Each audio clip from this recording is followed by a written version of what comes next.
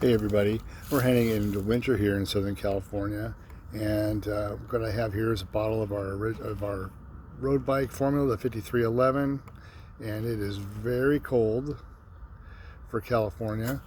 A couple of things about the product is it does get a little thicker in the cold weather. So quick tip is to just put the bottle, cap it off like this, put it in some hot water, or you can cap it off like with your shipping cap and put it in your pocket for a while, and that'll warm it up to make it flow better.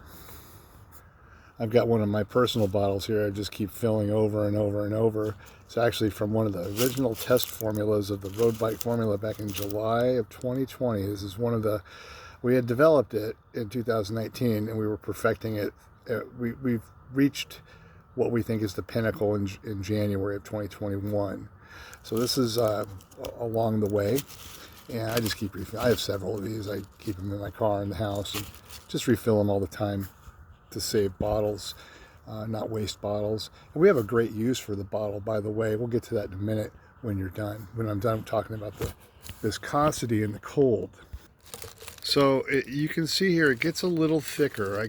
This bottle's not quite full enough for me to show, but it does get a little thicker, and all it does is take some heat to get it up. But just hot tap water is all it takes, and we'll show you real quick with this bottle here. So right now the flow of the product is not too bad. It's still fine, but we're going to get it to flow a little better just by warming it up.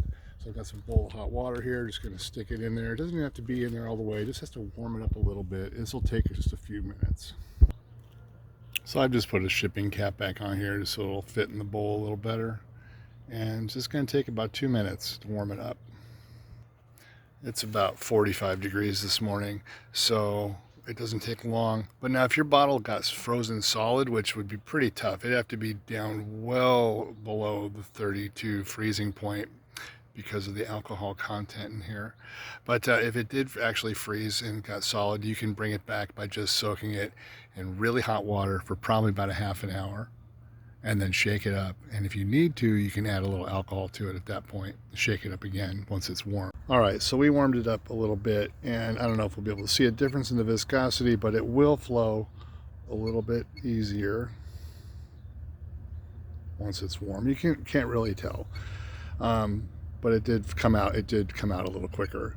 So that's something to consider based on temperature. It is a thick product by design to withstand the summer heat. So when in summertime, when it's 110 degrees in your car, 120, it won't just be completely liquid. And so it's designed thick on purpose. So you get a couple things. You get a little more for your money. You can thin it down to your desire. The label's coming off, it's so cold. You can reduce it to your desire for your conditions. And if it does ever freeze solid, just add alcohol. If you don't have alcohol, you can use water, but you understand that water is corrosive, and especially tap water. Okay, so if you have some drinking water, you might want to add that if you want to use that in a pinch. But it will slow down the dry time, and it won't affect the bonding as long as you don't thin it down too much. The water content of the product now is very low. It's maybe about 3%, just so you know. Very, very low. That's just to extend the dry time. And you can see after heating up, it made it to the top of the bottle much easier as well. So that's it on how to revive a frozen bottle, which happens occasionally. I had a kid in Canada using it for racing a couple years, and he had no problem up there, really cold. So now, when your bottle is empty, you don't need to throw it away. You can either buy a refill bottle, 16-ounce refill bottle. When you buy that, you're getting 4 bottles worth of material for the price of 3. So you're getting a free bottle out of the deal. But here's the thing, this is one of the sample bottles I got originally. I had some clear samples, and we actually used the clear bottle on our Clean Lube product for hardware stores. One of the things you can do with the bottle when you're done is use it as a tire sealant injector. It works really well. It's very reliable. I have different, what do you call them? Like 4-ounce syringes I use, and you know what? They get sticky and they break after a while. I've gone through many of them in the last 10 years, and it's just kind of annoying. They're not very reliable, and you can't, if the plunger breaks or stops sealing, you really can't use it. One of them just recently, one got left in the sun and just disintegrated very quickly. So I decided to try this. I'd always thought about it. Let me show you real quick. You're gonna want to cut the tip slightly bigger than what comes when you buy it. So I don't know if you can see this, but it's pretty much almost to the little rib on there, the little rib line. You're gonna cut it a little bit bigger, and then you probably already have some tubing lying around, and this one actually works perfect. I've got it a couple of sizes here I put together, one for the bottle, one to fit my actual valve stem. And what this does is it's basically one less moving part. You don't have a plunger anymore to worry about, and it just goes right in. So I'm using my old bottle as a tire sealant injector. You can use the shipping cap, keep it in your backpack with a little tube, and you've got it for your big rides, your adventure rides and stuff, bike packing and whatnot. You've got a very reliable sealant injector with the used bottle. Just rinse it out with some hot water, put your tire sealant in there, cap it off, and you're good to go. So this is a little kit. I just keep this on my shelf here with my other bike prep stuff, and you know what? This has been more reliable than any syringe I've ever used. It's surprising how simple. The simplest solution is usually the best solution. And this way you can have many, if you buy my product, you'll probably have many bottles lying around. You can keep one in the car, keep one in the shop, keep one in your backpack. Always have some sealant for when you get that dreaded burp or, you know, a puncture and you're kind of low in the tire and you need to top it off before you try to seal up your plug you just added. Helps a lot to throw a little bit of sealant in, even when using a plug.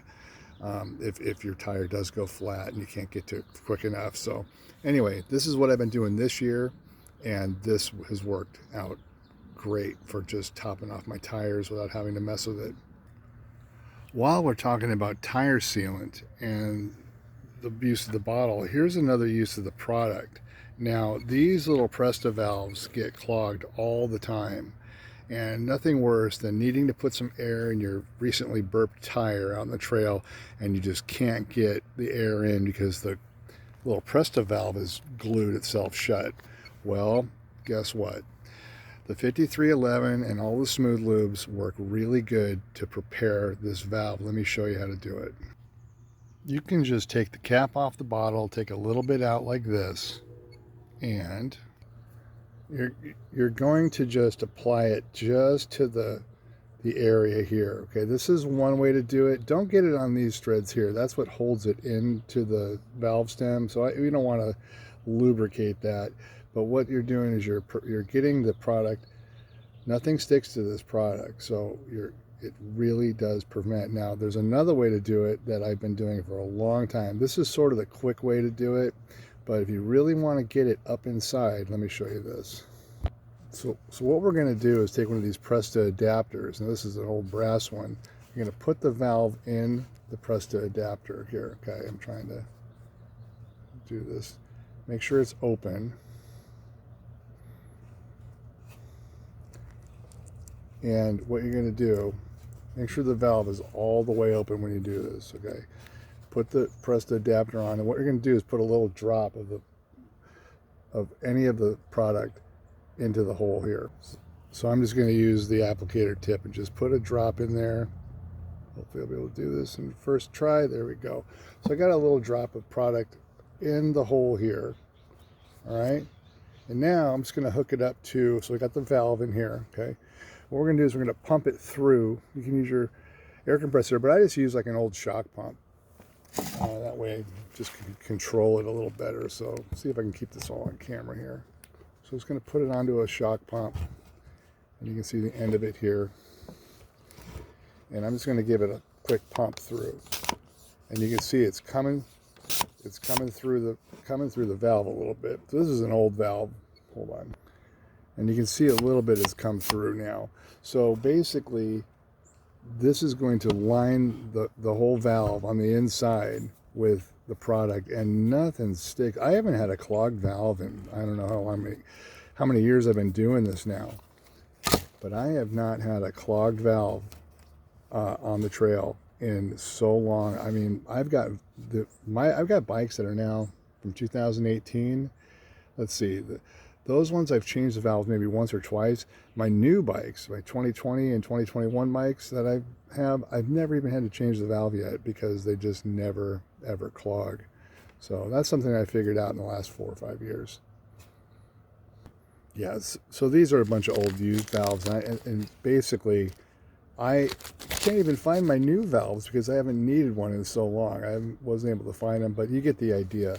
Basically, you prep the valve before you install it, and you'll not have any sealant stick to it ever. So I think that'll wrap it up. Some things to do with the 5311 product, some other uses for the bottle, and way to keep your valves absolutely unstuck in the hottest summers. I've never had a problem yet trying to get air in my tire, even when it's 100 and something out here in California. Never seals itself shut by prepping it, just using the brushes, how I do it most of the time now. But it really, if you use the shock pump method, that really helps pump it through, and you'll never get a clog ever. So, and I just, maybe once a year, as I'm checking my sealant levels, I'll top it off, just pump a little more through on the bike, not even taking the valve out, just put a little drop on with one of these adapters and pump it through after I've added the sealant. That's how I do it. All right, guys, have a good one. Visit the website, www.amtber.com.